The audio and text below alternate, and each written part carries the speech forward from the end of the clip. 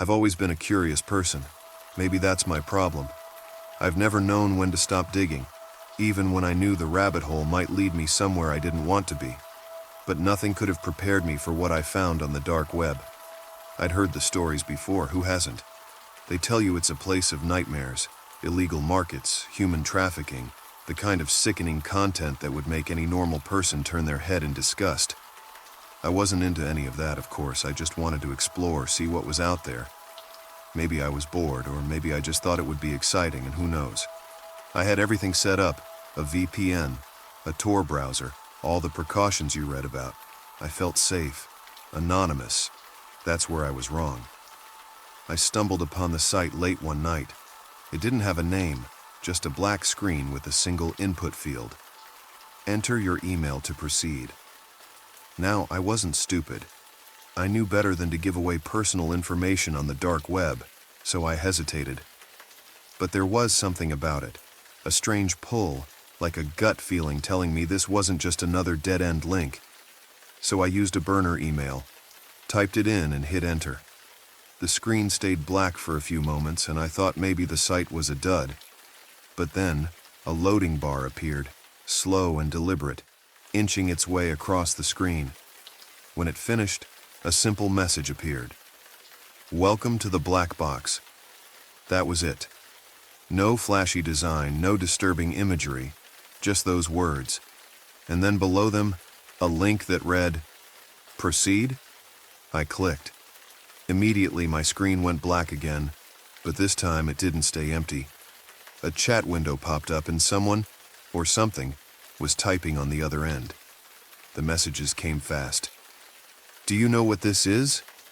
I stared at the screen, unsure how to respond. Before I could even think about it, another message popped up. The black box is a collection of the deepest, darkest secrets the web has to offer. It's not just data, it's reality. And now, it's yours. I should have closed the window. I should have shut off my computer and gone to bed. But I didn't. My curiosity got the best of me. I typed back, What do you mean, reality? There was a long pause. For a moment, I thought whoever was on the other end had logged off, but then another message appeared.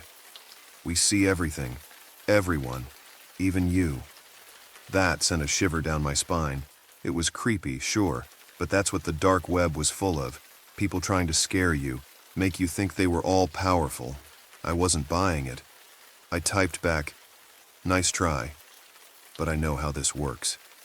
This time the response was immediate. Do you? And then, before I could reply, something happened that made my blood run cold. My webcam light flickered on just for a second, but it was enough to send me into a panic. I hadn't turned it on. No apps were running that could have activated it. I slammed my laptop shut, heart racing, trying to calm myself down. I told myself it was a coincidence, maybe a glitch, a random activation. I didn't want to believe that someone had control over my device. But then my phone buzzed. I nearly jumped out of my chair. When I picked it up, there was a new message from an unknown number. It was just one sentence. We warned you. At this point I was terrified. I couldn't explain how they had my phone number, let alone how they were accessing my webcam. I immediately disconnected from the internet, yanked the Ethernet cable out of my router and powered down my laptop. But it didn't matter. Things got worse. That night I barely slept. Every little sound in my apartment had me jumping out of bed, checking the locks on my doors and windows, making sure no one was there. I was paranoid. And for good reason. The next morning, I woke up to find a small package outside my door. No note, no return address. Just a plain black box, completely sealed with thick, heavy tape. I hesitated before bringing it inside. But again, my curiosity won out. I set it down on my kitchen table and carefully peeled away the tape. Inside was a small black USB drive, unmarked and completely nondescript. I knew I shouldn't plug it in. I knew that this was exactly how people got in trouble, but I couldn't resist. I needed to know what was on it. I booted up an old laptop, one I hadn't used in years and didn't care about. I figured if anything happened, at least it wouldn't be my main computer. With shaky hands, I inserted the USB drive. For a few seconds, nothing happened. Then, a folder appeared on the desktop. It was named with today's date. I clicked on it. Inside the folder were dozens of video files, all with random strings of numbers as titles. I opened the first one, and what I saw made me physically recoil from the screen. It was me.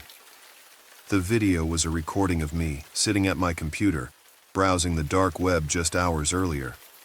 But it wasn't recorded from my webcam. It was from outside my window, peering in from the darkness. I couldn't breathe. I quickly closed the video and opened another one. This time it was footage of me from earlier that day, leaving my apartment, walking down the street. The camera had followed me the entire way, filming from a distance. Panic set in. I rushed to unplug the USB, but my computer froze. The screen went black again, just like it had the night before. And then, just like before, a chat window appeared. "We're watching you." I slammed the laptop shut and ripped the USB out. I didn't care what was on the rest of the files. I was done. But it wasn't over.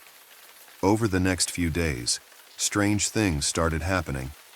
I'd wake up in the middle of the night to the sound of my phone buzzing. Unknown numbers calling, then hanging up as soon as I answered. I started receiving emails from addresses I didn't recognize, all with the same subject line. "Open the box." I tried ignoring it. I tried going about my life as if nothing had happened, but the paranoia never went away. Everywhere I went, I felt like I was being watched. I'd see the same person over and over again, at the grocery store, outside my apartment, even at my job. Always just out of sight, but close enough that I couldn't ignore them. Then, one night, I came home to find my apartment door slightly ajar. I knew I'd locked it when I left. I stood in the hallway, heart pounding, debating whether I should go inside or call the police. I chose the former, a mistake I'll regret for the rest of my life. When I stepped into the apartment, everything seemed normal at first. Nothing was out of place, nothing missing. But as I walked into the living room, I froze. Sitting on the coffee table was another black box. This one wasn't sealed. The lid was slightly open, as if someone had just placed it there and left in a hurry. My hands trembled as I reached for it, knowing that whatever was inside couldn't be good. I lifted the lid, and my stomach turned. Inside the box was a photograph of me, taken just moments earlier, standing in the hallway, staring at my own front door. On the back of the photograph, written in neat block letters, was a single sentence: "There is no escape." I don't know how they're doing it.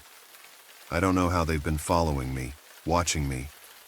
I've changed my locks, moved apartments, even switched jobs. But it doesn't matter. No matter where I go, the black box finds me. And I'm scared, because now, when I look out my window at night, I can see them, standing there in the shadows, waiting, watching.